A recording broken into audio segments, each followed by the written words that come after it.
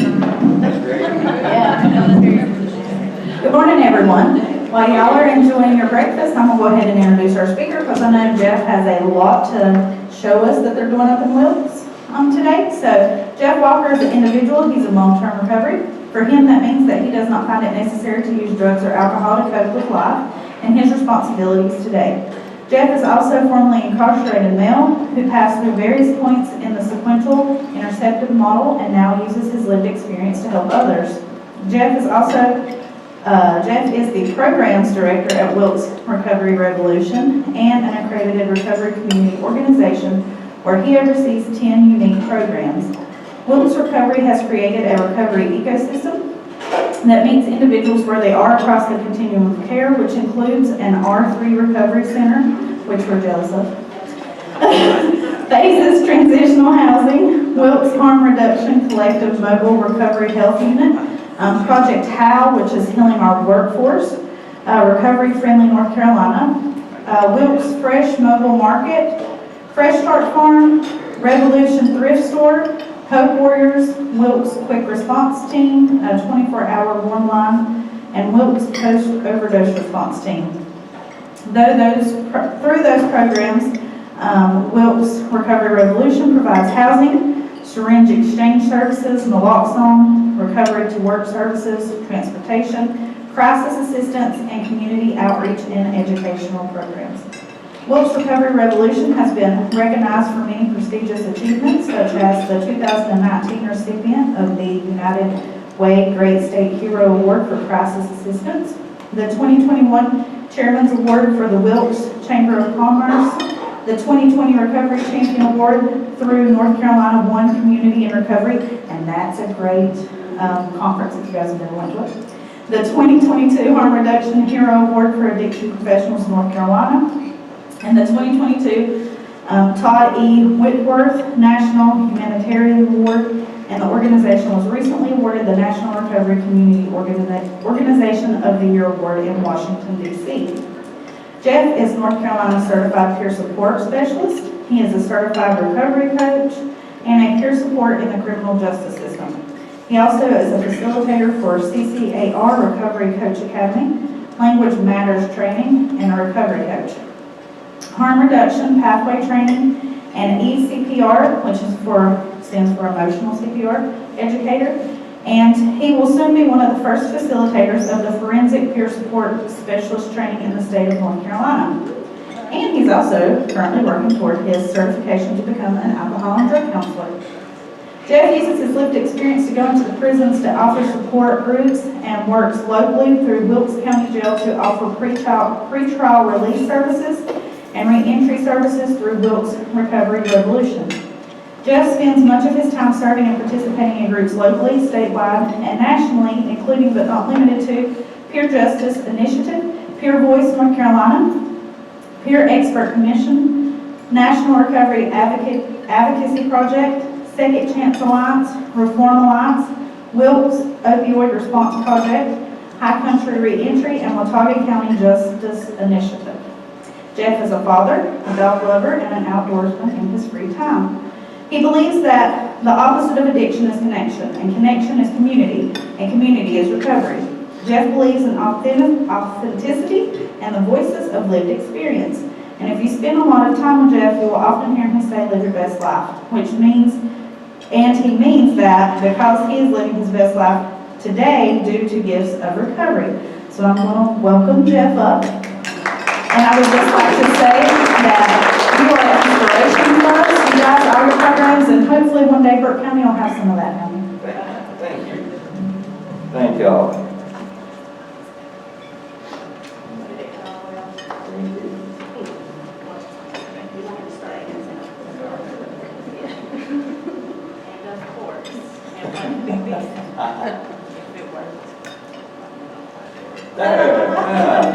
Good morning, everybody. Thank you for the introduction. I am very grateful to be here. So I know you got a good breakfast. Hope you enjoy your breakfast. I'm going to tell you a lot about the program you just heard. It'll take a little while, and I will open it up for questions at the end. Wilkes Recovery Revolution.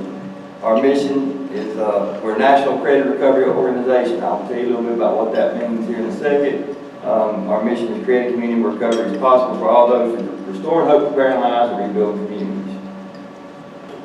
An RCO is accreditation. We are accredited by Faces and Voices, National Faces and Voices. What that means is we have accountability, so to speak, is that making sure that our policies and procedures and everything aligns up. It means that 51% of our board has to be in recovery. It means we're peer-led, peer-run, meaning everybody who works for Wilkes Recovery has lived experience. This is the award that she just mentioned. It's one that we're very, very proud of.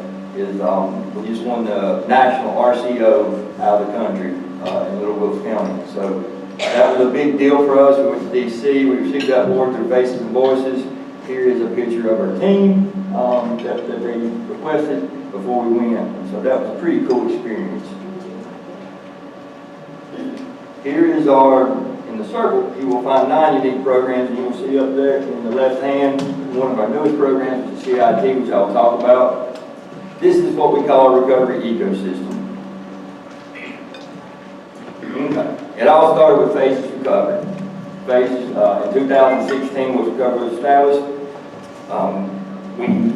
Housing, as much as anywhere in any community, is challenging in Wilkes, and so we started with Faces Recovery. It started as a female's house because the executive director is a female, and she had to go away to Asheville to find recovery and seek recovery. And so that meant leaving her kids, that meant leaving her home, that meant leaving her people.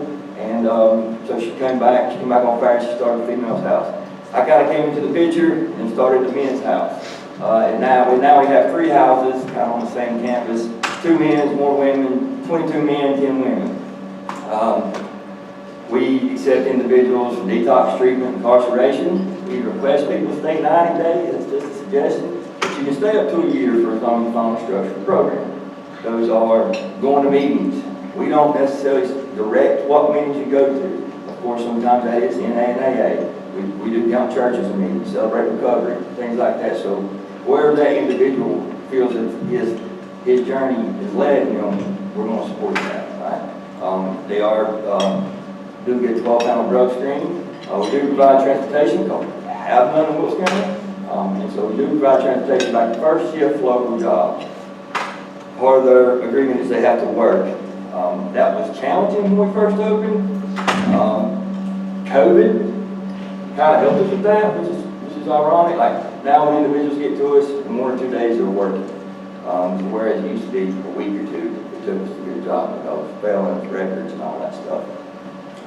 I am proud to say we do set people on medication-assisted treatment. We've not always did that. It was something that we had to advocate pretty hard for to our board. Because most of our board, 51% of our board rides in recovery, and they're hardcore 12 steps, which is good. I'm from a 12-step background.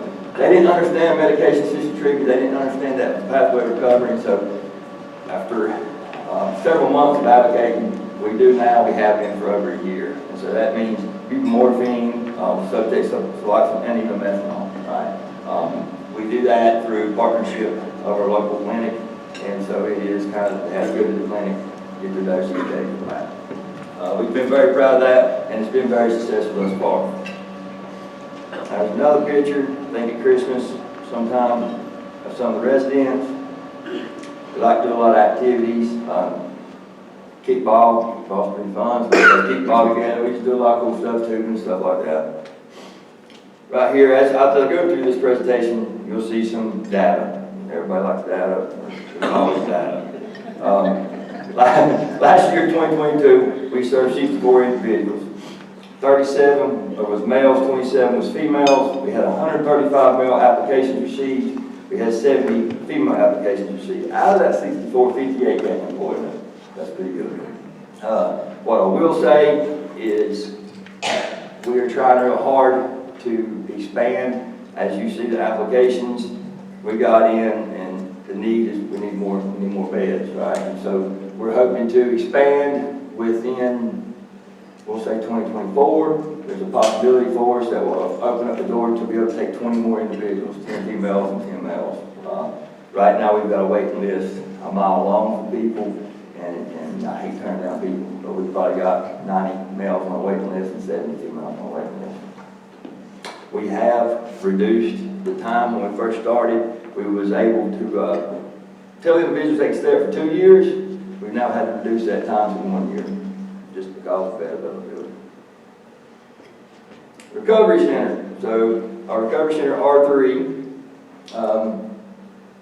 it was established in 2019, right in the midst of COVID, and we never closed the doors. I'm happy to say we followed all CDC protocols and all that, but we never closed the doors. It is a walk-in center, open Monday through Friday, 9 to 5. To anyone seeking substance use or mental health or seeking services. That's where our peer supports live. We have 8 peer support specialists there at all times, 9 to 5 on Monday. People can walk in, it's no cost, everything's free of charge, it's grant funded, but they can sit down with peer support and navigate simple things such as if it's food insecurities, we can help with food. Of course, we can go through the process of housing, right? That's not immediate, but there is immediate needs, clothes, food, and just maybe just talk. R3 is the one that won the award. That is the Recovery Community Organization. We took this and we did a lot of cool things, but I'll show you the data. 732 unique participants served. This is 2022. That's quite a few participants. 2,577 recovery coaching sessions. This language, recovery coach sessions, is peer support notes for the main part. This is the data, that's the language they use on the data. We had 802 interactions. Interactions is maybe somebody didn't come in and meet with a peer support, maybe they called, maybe they're seeking detox, maybe they were seeking whatever, and by a phone call, we helped them navigate that. 404 tele-recovery sessions. We do provide transportation out of R3 as well. However, some people may have a scheduled appointment, they want to call and do that by tele-recovery. 3,160 referrals. Referrals is a referral. That's 3,160 referrals we referred out to everywhere across the state and in our community. We have 5 interns, which is pretty cool. 2 of those from Appalachian State and 3 was Wilkes Community College. Every one of them enjoyed it. Some of them was blown away by it, but every one of them enjoyed it. The one thing I will say about R3 that in the beginning we didn't really see it coming, as it now operates kind of as a day shelter too. Our shelter is a 6 p.m. to 6 a.m. shelter, and so they have to leave during the day. We do have a lot of unhoused individuals in Wilkes now, and that has grew tremendously over the past 2 years, as it probably has in a lot of communities. And so they can come in. We got a pure living room, which is a space where we got big screen TV, we got games, we got art, we got books and things like that. They can just come in and chill. They do not have to seek our services. However, we're there for them if they do. We got a place they can eat.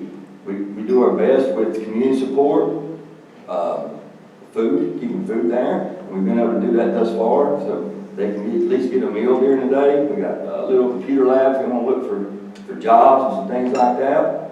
But that was kind of a need that just kind of happened authentically, and people started showing up, and so we met that need. So last week, we had 54 people in our recovery center at one time.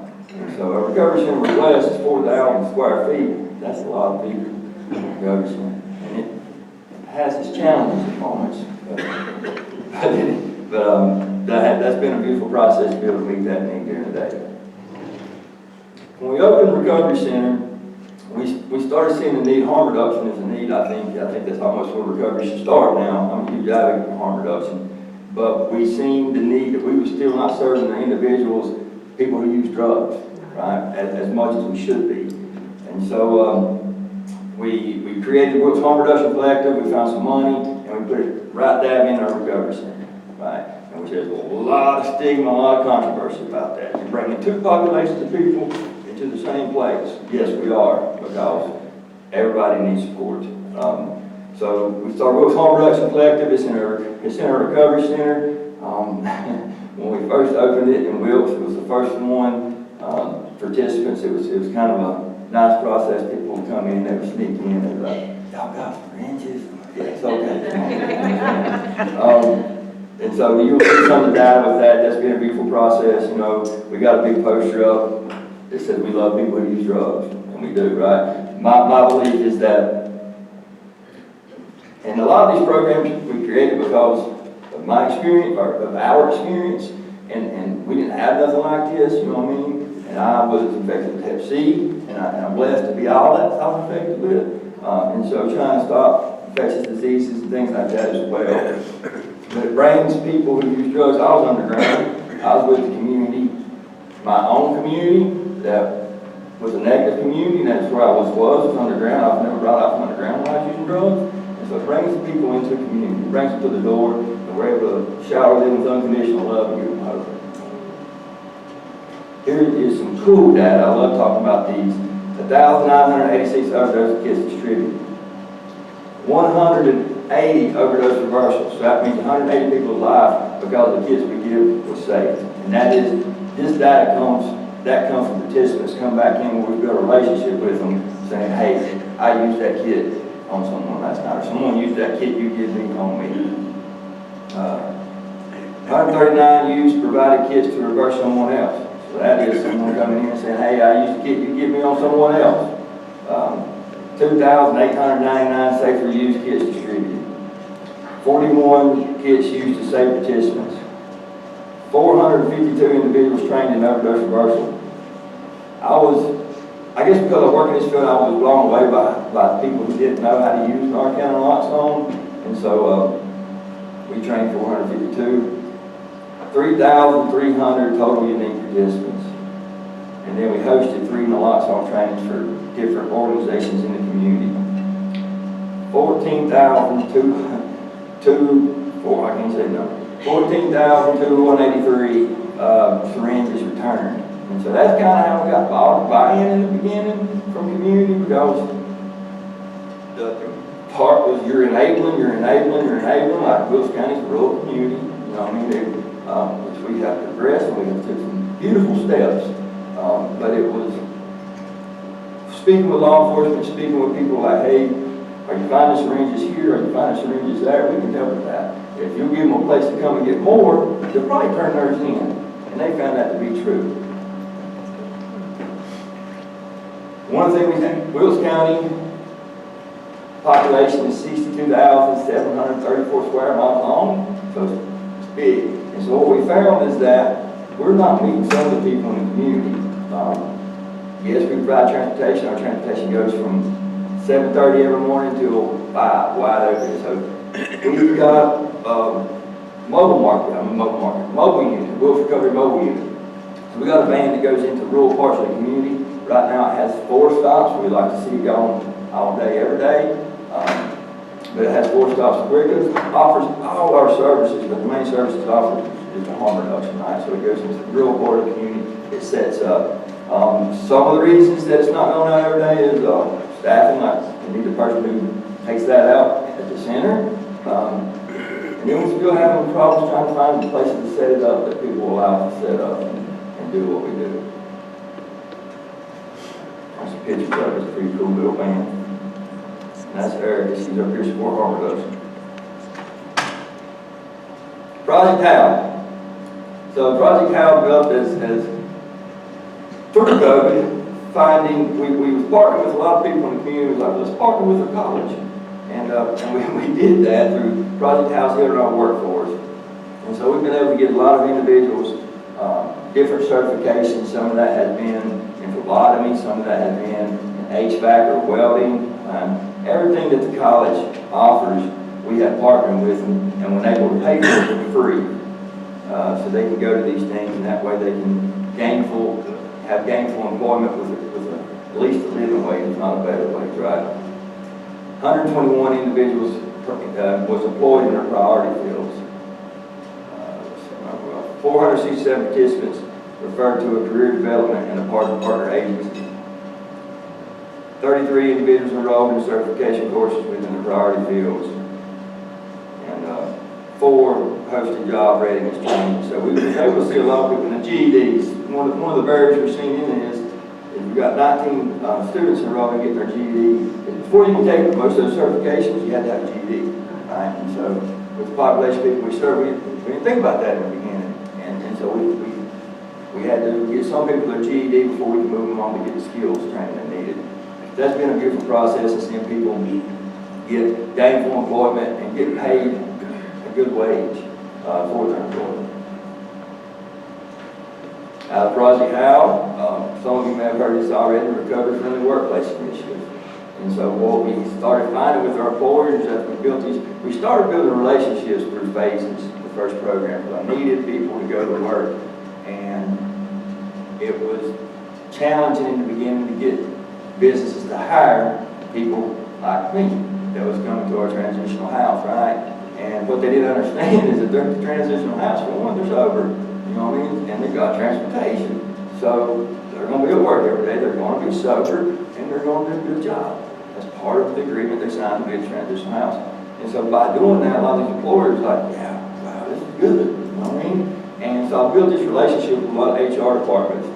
And then that rolled over into Project HOW of when we give people certifications and things like that, then reaching out to HR departments of different businesses and saying, hey, I got this person just got certification in welding, can you use them, yada, yada, yada. And then we said, well, we started getting people jobs and maybe they might have a return to use, right? And they're fired immediately. And some of them just being honest with their employer by kind of reaching out for help and support. And so it's like, we need to get these employers trained in how to treat people like us. You know what I mean? Because it's not their fault, they just don't know, and it's the way they've done things year after year after year. And so we created a Recovery Friendly Workplace Initiative. And that thing took off faster than we keep up with. And we trained Tyson. I don't know if you ever heard of Tyson. Tyson now has been trained. They're one of the early sign-ons. They will, someone can go to their HR department and say, hey man, I'm struggling. And so Tyson will give them at least the recommended 2 or 3 days off, right, if they request that. They come to speak with the peer support. Or if they don't need those days off, they come, Tyson pays them for 1 hour through their lunch to come meet with the peer support to kind of walk through that journey with them and keep right on track. That's been a beautiful process. We have had to train employers. There's a toolkit. There's some things we're still, I'll get there. Get those stickers, pretty cool. A lot of them like stickers, but recovery friendly on that. That's state of North Carolina, Wilkes County pen. So when they go through the process of becoming recovery friendly, they get a little sticker put on the door. That way, if an individual in recovery sees that sticker, they know it's a good place to go into. Here is 27. This data has changed. I think there's 33 Wilkes designated places now. 3 Wilkes in progress. 71 employers staff trained. And so the picture you seen prior to that was us training NC Works, Goodwill, kind of same thing now, Tyson, and Suncrest Farms. We had 2 training developments, 1 recovery friendly Wilkes toolkit created, and then a recovery friendly toolkit in progress. The National Steering Committee in 35 states, national collaboration. 71 trained recovery friendly workplace employers. So we did not come up with this idea. It started like New Hampshire and Nevada has been doing it almost like the gold standard for recovery friendly. They've been doing it for a while. They've got 3,000 employers signed on and things like that. And the governor of New Hampshire, Governor Sununu, I think's his name, he signed on. So we're in the process now of getting that steps, trying to get Governor Cooper to sign on and to take it to, there's some sign on. See on there, we got nobody help.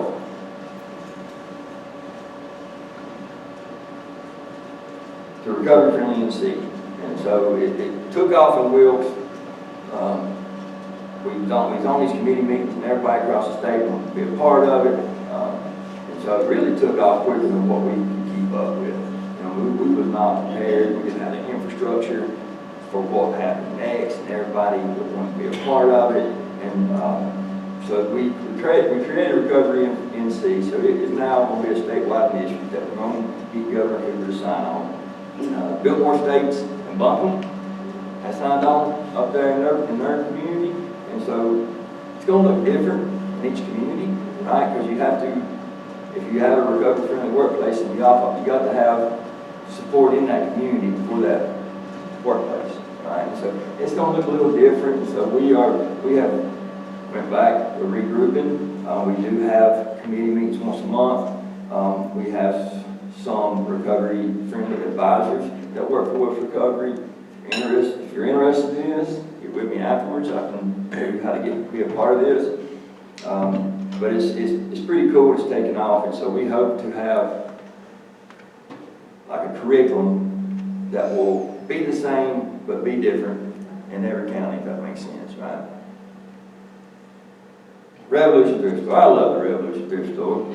So it was the second program that we created, and the reason it was created is I come out of prison with clothes on my back. I mean, I'm a person, I don't have family, I don't have no support. I didn't have no support, and they gave me clothes on my back. My pants was 2 sizes too big, my shirt was 1 size too small.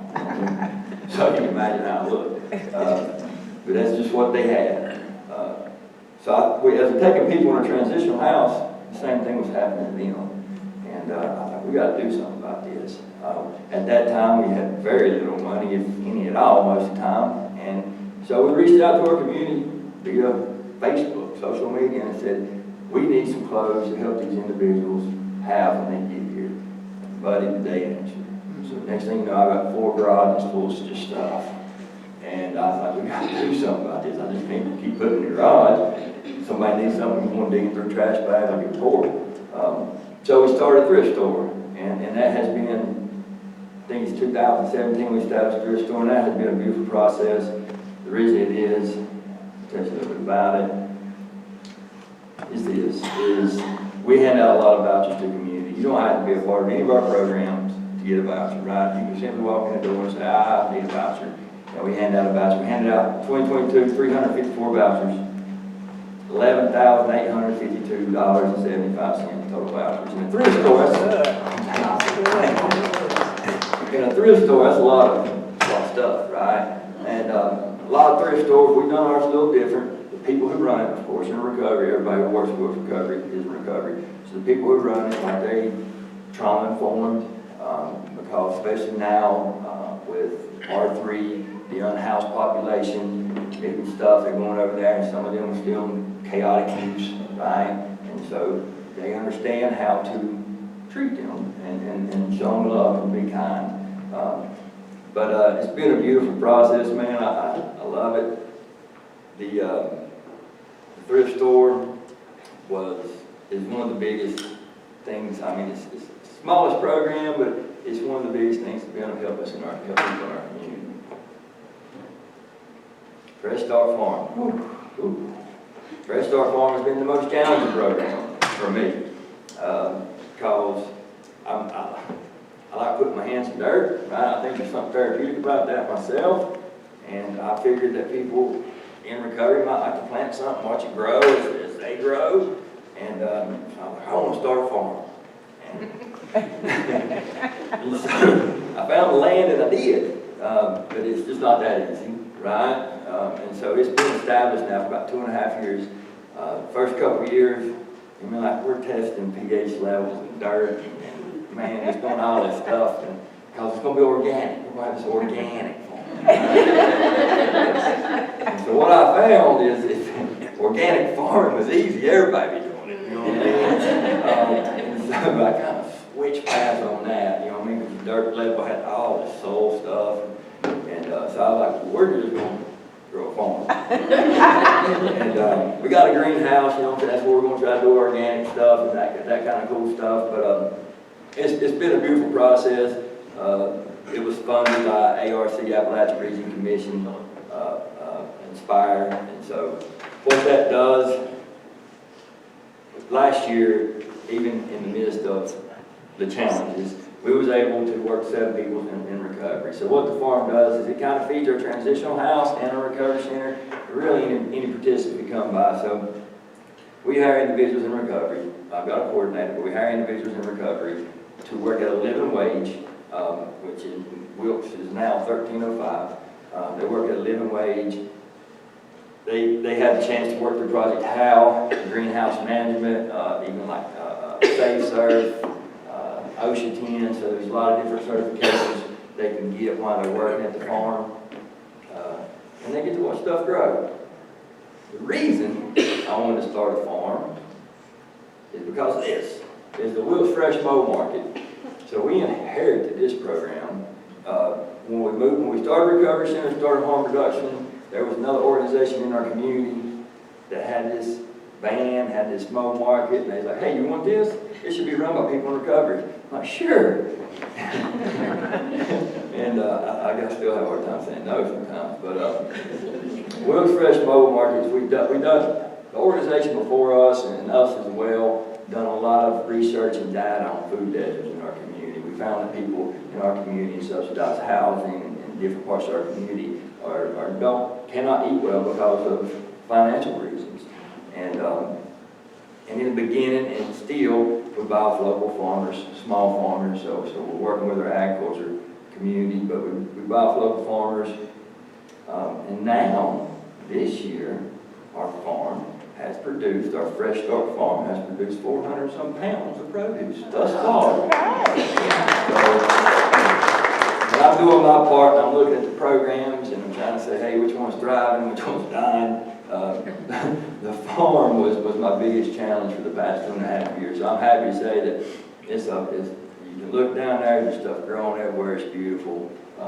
Seeing people work, and it's feeding the Wilkes Fresh Mow Market. So it's kind of subsidizing some of the money we have to go out and buy. We still buy local farmers because we want to continue to buy local, but it does subsidize a lot of produce that we sell out of Wilkes Fresh. Here's a picture of 2 people on your left is some volunteers, and the 2 people on your right, the Devil Isles Executive Director, and Michelle Doust is the coordinator of Wilkes Fresh. Here's some data.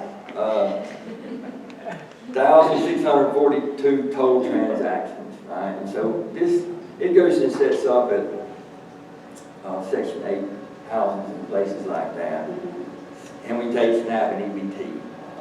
So 782 SNAP transactions. This was last year, 2022 data, in which we got approved to do SNAP and EBT, like that's the whole process itself, at the end.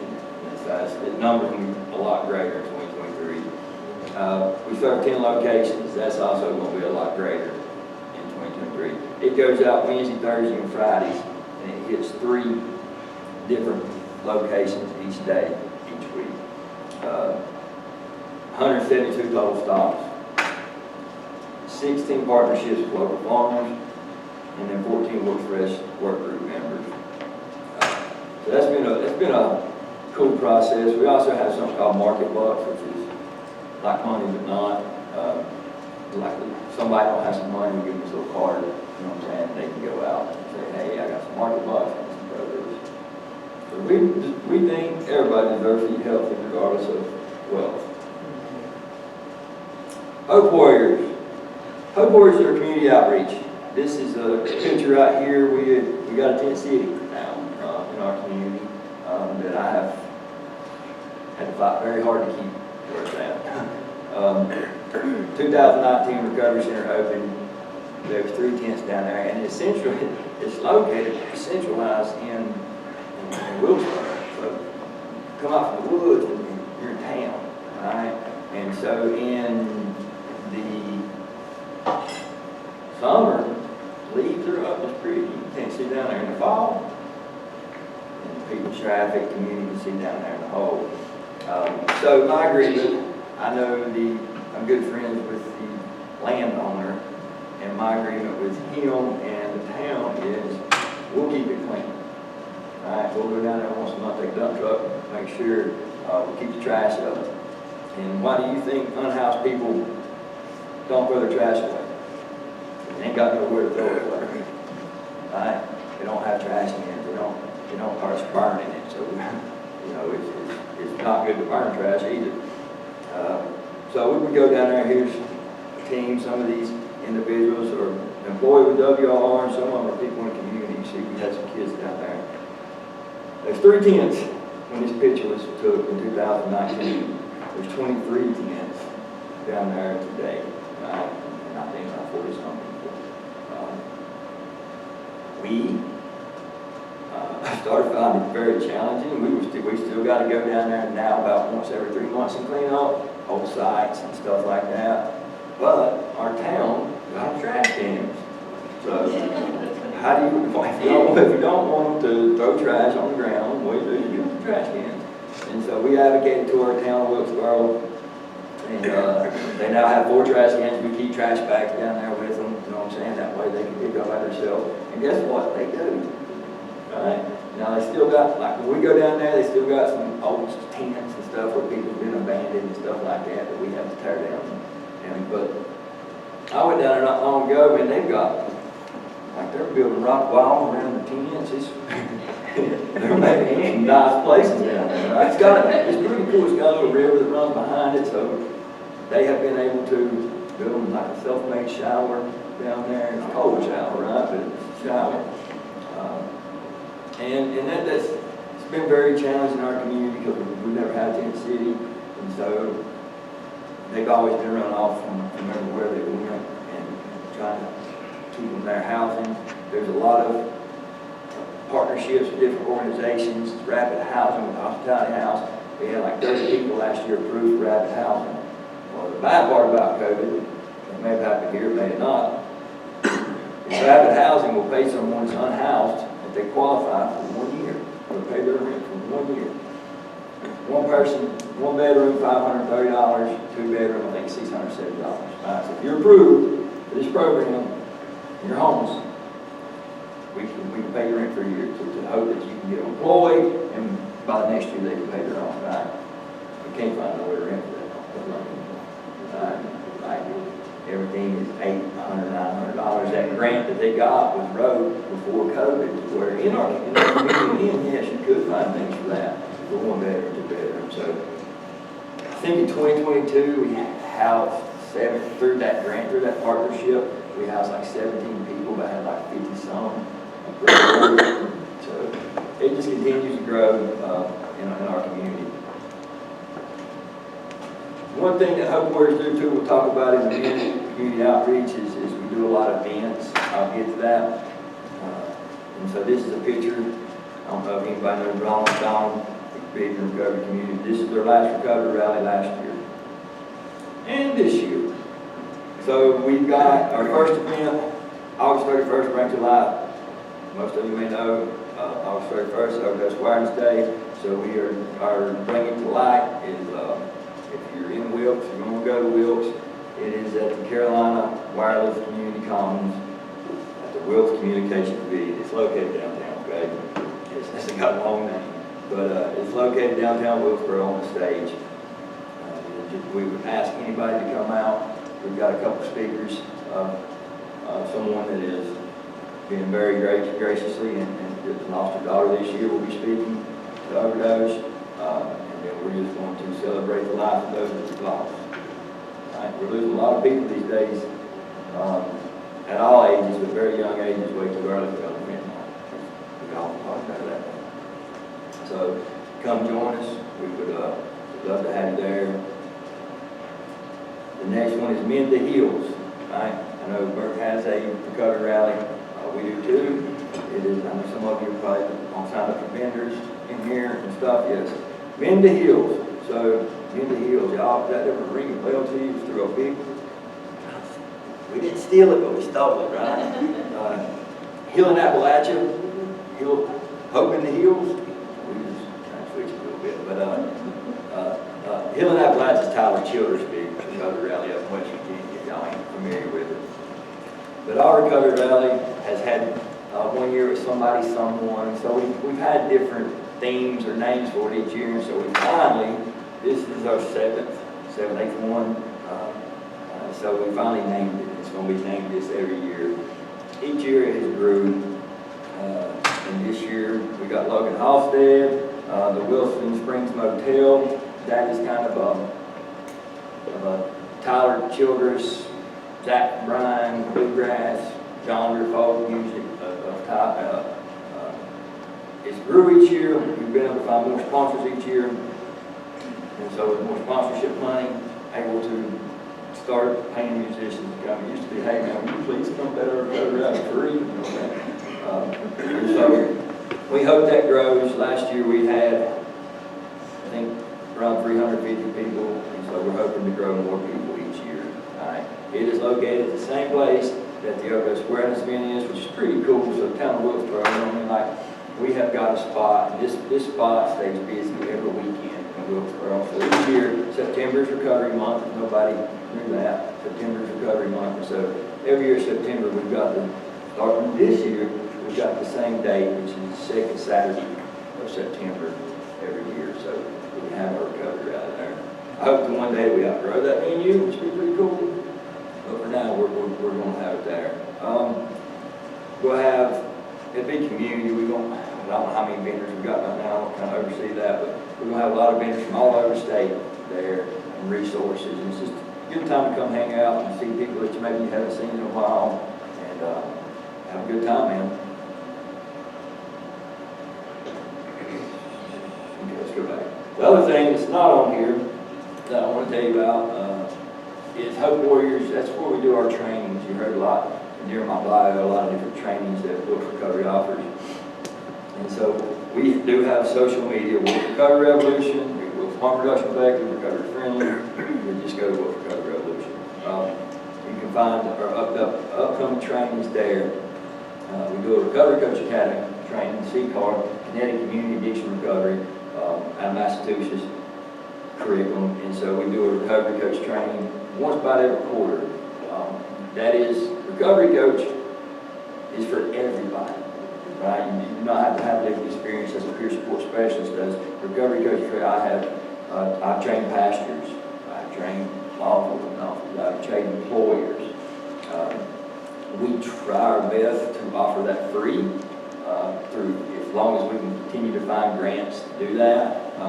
The last one we did was virtual. We had to charge $100 a person, which is cheap. Most people who do this charge anywhere from $400 to $700 a person. So it's a pretty high dollar training. The only reason we charge $100 per person because the book you get costs $75. We got shipped to you. So we just cover that cost. So we do a Recovery Coach training. We also do Recovery Coach Harm Reduction Pathway.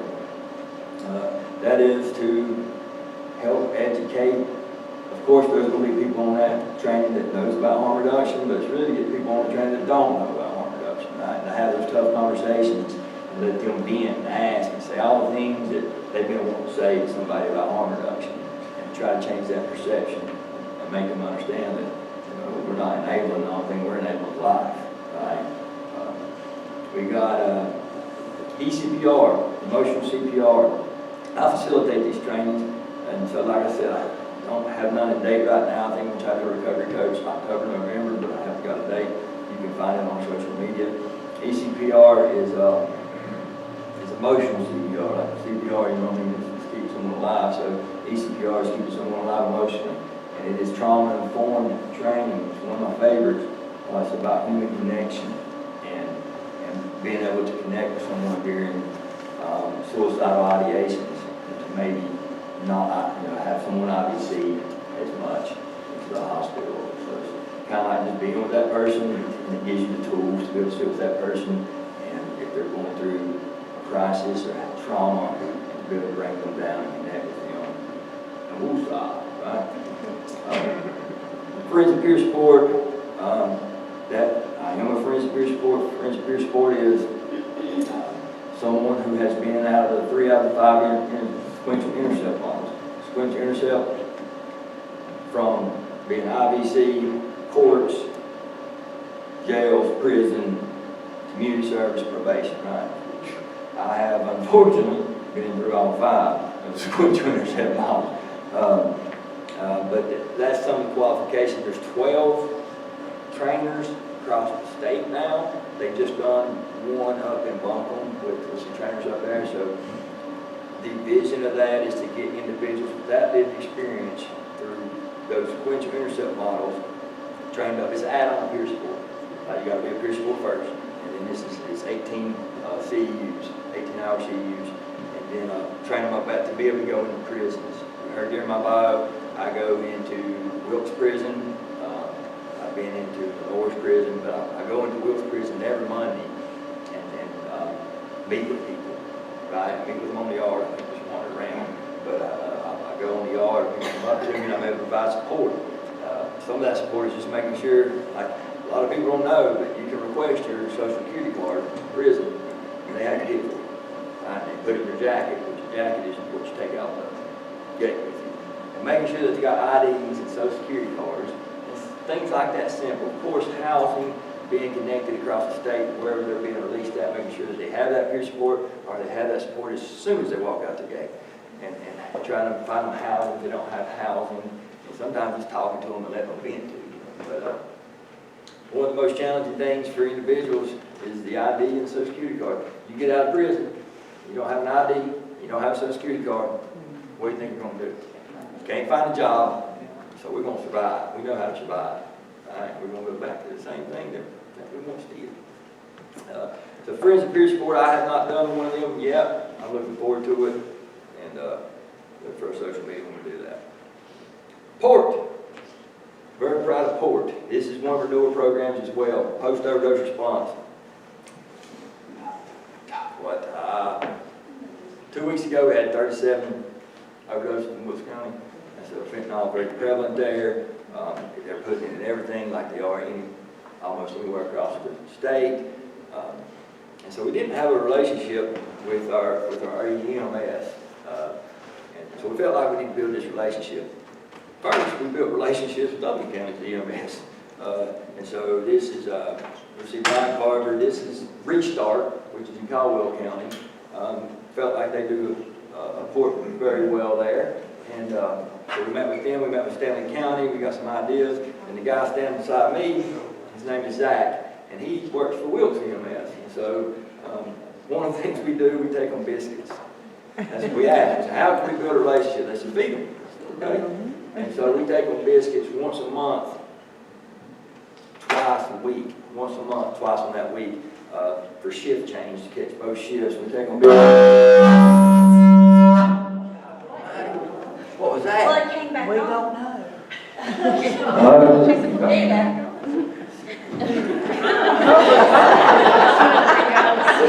Scared us.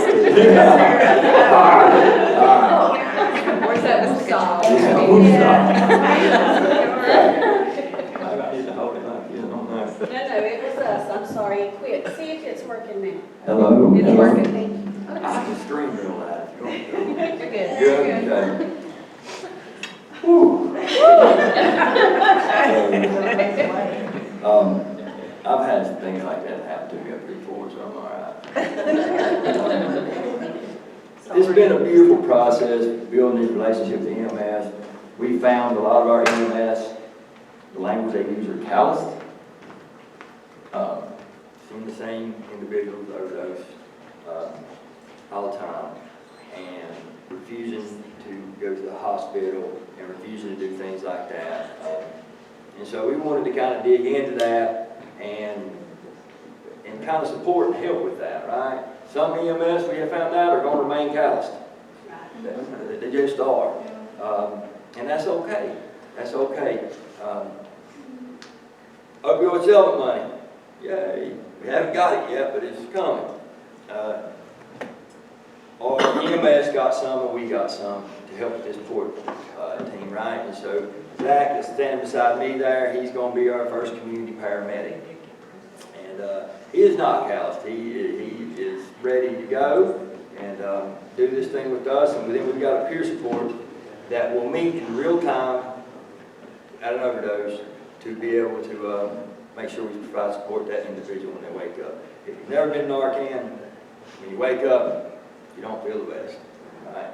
Because what that does is it takes all the opioids out of your system. And if you're someone like me and use a lot of opioids, it's called dope sick, real quick. You don't like being dope sick. So that's why people are refusing to go to the ambulance, because when they wake up, they want to get high. And that's why people continue, you know what I mean? Like, I can't believe you overdosed and then just overdose again. That's why. And so, the one thing that's pretty cool too is like, our port team is going to be able to offer medication-assisted treatment in real time. That way, they're going to wake up and dope sick, we got them, you know what I'm saying? And the peer support is there for the support, the resources can help guide them to the clinic or wherever they want to get their medication-assisted treatment from. That's pretty cool, very proud of that. We worked real hard building this. It's not, we've had some referrals, you'll see some data and stuff right here in a minute, but it hasn't, boots off the ground, not yet. August, October, you know, it depends upon when we get the money. But we're ready for it. When it happens, we're ready. See right there is law enforcement, Captain Rocky, good old Captain Rocky. Arrested me several times back in the day.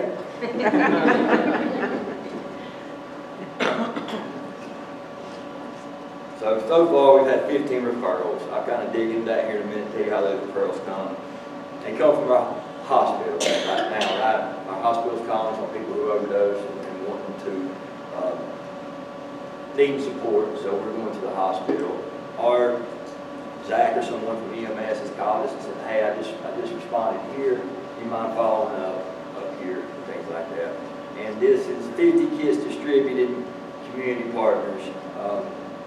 This is just for that program right now, the 50 kits. And so that is law enforcement. Like I said, the community, the port hasn't went off. Like we will be supplying our EMS with naloxone.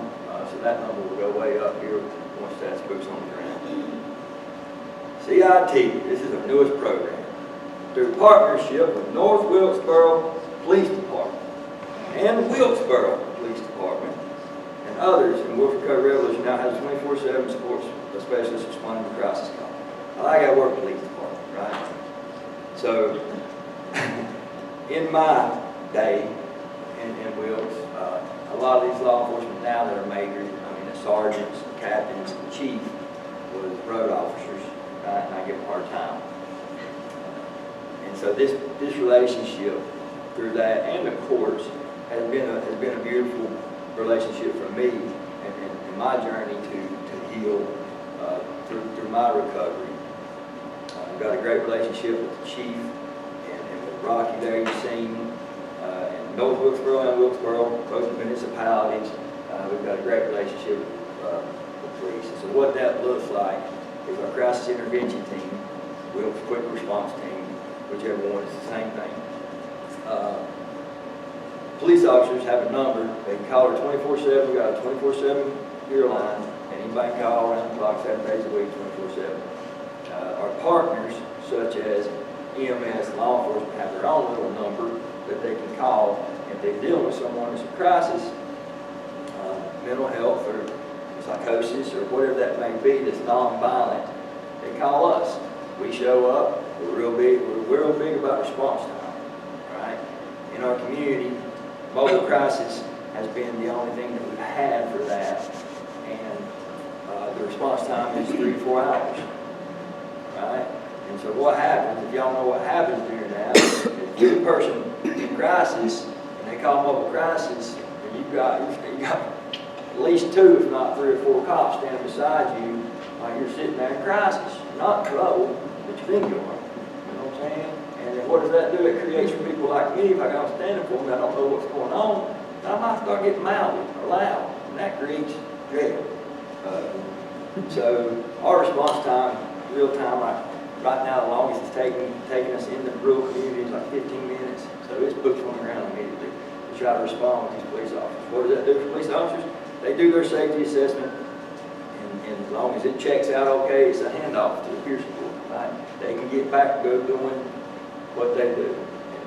Their time is not locked up for 3 or 4 hours sitting with this person. For whatever reason, right now, we hope to destigmatize our law enforcement in our community, right? Because we're out of hell. But people like me don't understand that, right? And our law enforcement, some of them are callous, let me go back to that, you know what I mean? Not every law enforcement needs to be a CIT person. And they know that. And I understand that. I'd rather, if it's not your job, please don't do it, because you're gonna cause harm. We ain't trying to cause harm. We're trying to cause support. So we have certain CIT officers in our community that respond to these calls. And our Bishop meets them out there. It diverts IVCs, right? Police officer hears, I'm gonna kill myself. Right? The person's high, the person, I'm gonna kill myself. Their protocol is hospital. You know what I'm saying? When they say that, you know what I mean? I hate to know how many times I said that when I was accused. You know what I'm saying? I didn't mean it. But at that point in time when I was locked up, you know what I mean? I did not want to be going to jail. And it's, you know, there's a lot of trauma that comes with that when you think about being handcuffed, being drugged, not drugged, but taken into the hospital, shoestrings, everything being taken from you. There's a lot of trauma. It is for me anyway. And so it's a diversion from IVC. If we need to now, if it's, you know what I mean, like I'm not a professional, if it's a true suicide attempt and all that stuff, yes, the IVC. But and it's a diversion from jail, right? As everyone knows, I don't know about here, but our jails stay packed. And so the police show up, they got to transport somebody, their protocol is to pat that person down and say, they got to, it's their job. We show up, they don't transport them, we transport them. So we as an inmate, we got anything on you, you know what I'm saying? We don't want you in our guard like that either. But we ain't taking you to jail. We're going to try to take you home, we're going to try to give you support. We've got many people in detox, treatment and stuff like that. So that's been a very, for me, building these relationships with law enforcement. It's been a beautiful process in our community. It's something that I thought would never happen. Never. You know what I mean? Because we was still hard, but not as bad. Stuck on the good old boy system. Take them to jail. That's what happened to me. Take them to jail. You know what I mean? That was my support, to go to jail every time. And that's why we should this. You know what I mean? I got no support in jail. I didn't know nothing about recovery. I didn't know that because there wasn't anything. And so seeing that perception change and sitting in the room with, I spoke to a whole room of cops, y'all. And that was crazy, you know what I'm saying? And I mean, this is good. I was labeled by a Superior Court judge and our DA, our head DA, a threat to our community and a menace to our society. That's the last thing they told me from jail last night, right? And so that's what the community, I caused a lot of harm in our community, I'm not going to lie. You know what I'm saying? That's one reason that I'm passionate about building these relationships and trying to give back to our community the best way that I know how through my recovery journey. I'm very proud of the CIT. Here's some more information. This is it. I'll open up for questions. If anybody has any, you can scan there for different things. It's got all our social media. I do got some cards. I found my card. If somebody didn't have a card, I found them. I do have some cards if anybody wants a card or anything like that. But I'm grateful for your time. Thank you for listening. If you have any questions, I always will, and we get a lot of people come to tour our recovery center. Not a lot. Real quick, I'm going to tell you this because it's good but it's bad. So we're moving. Our recovery center is moving. We're located,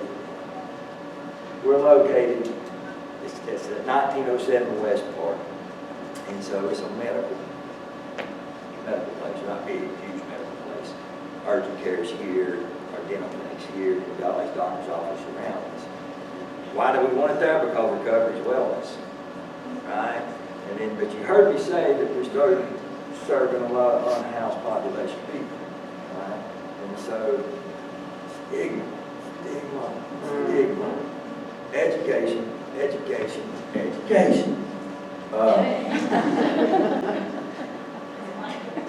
Okay. And people are fearful of what they don't know, right? So I'm not pointing fingers at community, but I told you we had 45, 50 people in our recovery center, right? This is a non-smoking place. Like the whole place is a non-smoking place.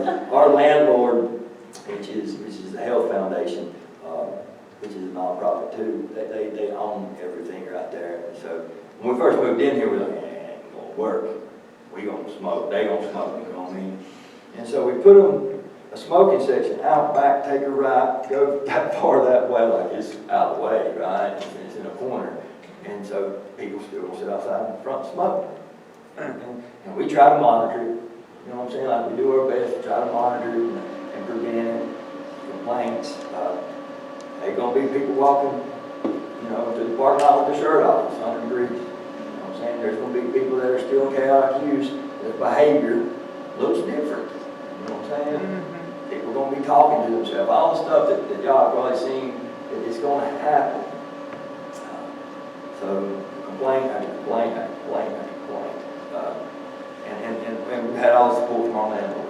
You know, we probably should have been kicked out months ago.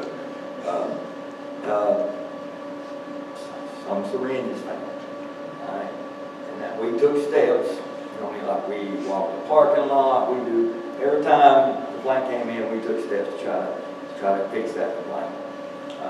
Some of the people who's down there are hating that we're leaving. Our dental clinic, why? Because, well, for one, if you've seen on their recovery-friendly workplace, they're signed on to that because they serve a lot of the same population. And they don't know what to do when someone shows up for a dentist appointment. Their behavior, or they're just not, you know, they're in psychosis or whatever, but they made a dentist appointment. And so they call us and we go down there and we meet with them. And we do what we do. So we're very upset about what we do. We're having to move. The good news is we're moving to a better location, right? So I believe one door closes, the better one opens, right? It's hard to believe in the beginning when I started getting on this news.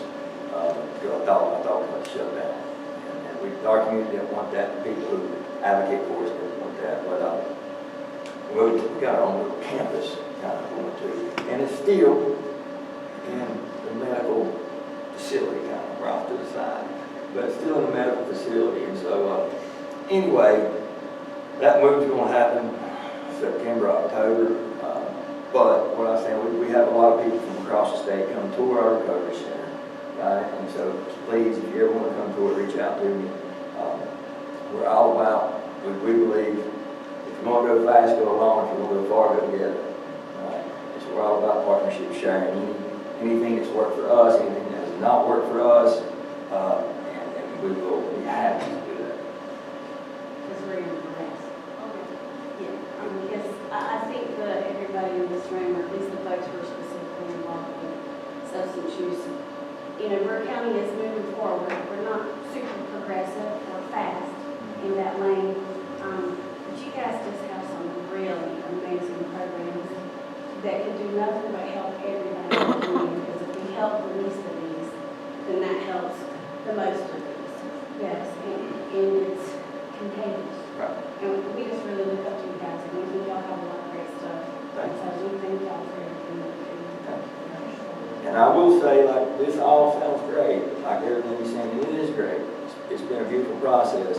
But I was also sitting in rooms like this 4 years ago being laughed at. You know what I mean? But I just want to shut up. You know what I'm saying? Like, I believe in a lot of the programs that we now have, talking to law enforcement, talking to, you know, EMS wasn't even on my mind, but trying to put recovery in different sectors in our thing, like I've been laughed at. So one thing that helped me was a shift of power in the community, of the different positions, you know what I'm saying? And people leaving this and people moving up to this and then kind of this. But my thing is I feel like you keep showing up and keep talking, well, they want to hear you, not they want to.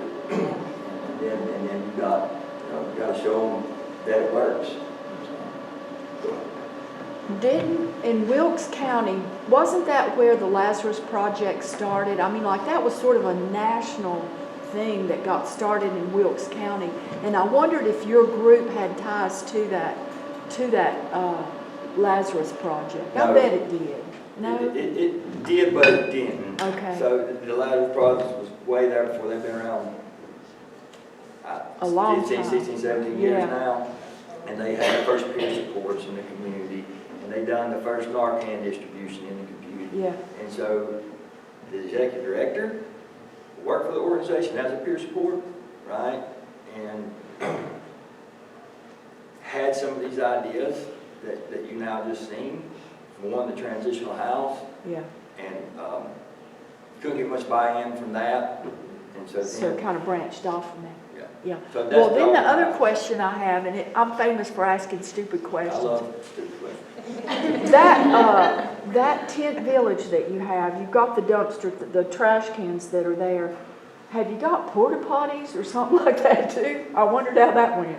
We're trying, so we're in that middle of advocating for that. The porta potty company, you know what I mean, like you got to go down, and you have a four-wheel drive to get down there, and even sometimes four-wheel drive won't make it down there. So it's a path, people walk from 421 to down there. We want to set them up on the side of the road where the trash cans are, right? Yeah, And it's something we'll pay for, not quite there, so no.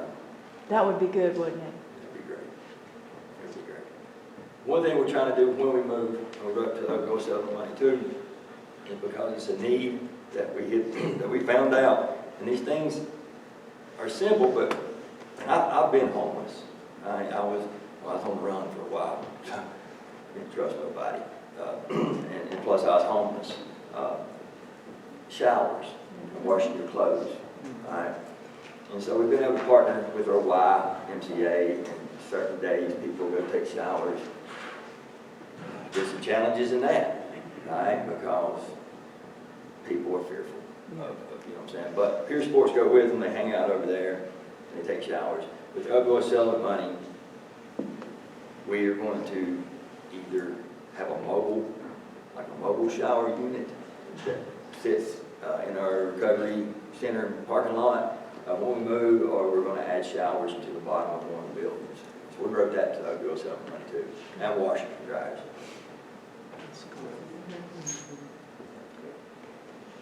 More questions? With your 14, when you guys go to the hospital, is your emergency department allowed to hand out Narcan for folks who come in who've had an overdose? Yes. And I'm glad you brought that up. I forgot. 2024, Asheville, we hope, boots on the ground, November-ish, is our hospital.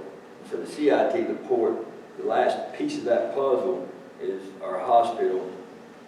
Wake Forest, that Wilkes Regional, Atrium has, I don't know, kind of long name, but we will have peer support specialists from Wilkes Recovery at the hospital 24/7, right? And so they can bridge that gap as well. But you have the peer supports at the hospital, you have the CIT peer supports, and then you have the port peer supports. That's where kind of Wilkes quick response team comes into play that you heard about. And so that way they can kind of all work together to be able to provide the support needed. Yes. I just want to say thank you for all that you're doing, and it's just amazing work, and it's a privilege for us to be here today, so thank you. Thank you very much. Thank you very much. It's a privilege and honor to be here. Anyone else? So, not really a question, but I work with McDowell Impact in Marion, and we are in the process of opening an RCC right now. And so I would love to connect. I think we've connected with somebody at Wilkes, and we wanted to come see it. We didn't, our schedules just didn't connect right. But I would love to connect and just talk about some of those programs. 'Cause it's great. Absolutely. Come, please, reach out. I got a card. We'll make it happen. If there are any other questions, can we please give him a huge hand?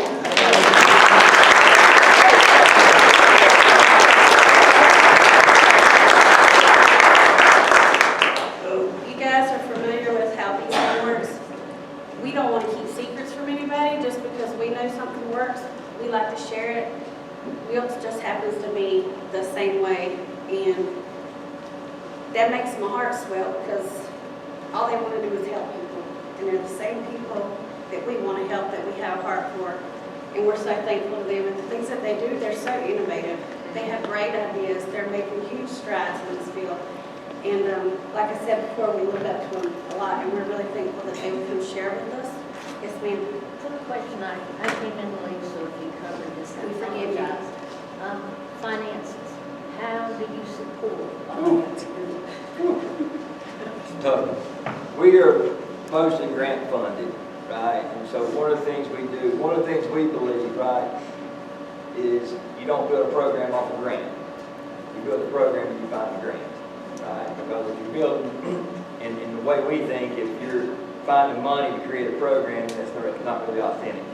If you create it because you're not meeting the need, you're just trying to get that money. And so we create programs, we meet the need, and then we go find the money. R3 operates off of a McKinsey grant, state grant, farm off ARC. We no longer have, we had the Golden Leaf, that's where Project HOW started. What else? Port grant, we got a small port grant to get it up and running. And then, and community, right? Like, we have the luncheons, we do fundraisers, we do a lot of stuff to do it, but mainly we are grant funded. Which is pretty amazing, because if you guys are familiar with grants, it's not the easiest thing to do. There's a lot of red tape, there are a lot of rules and regulations, and it's tough. So, I do not write the grants.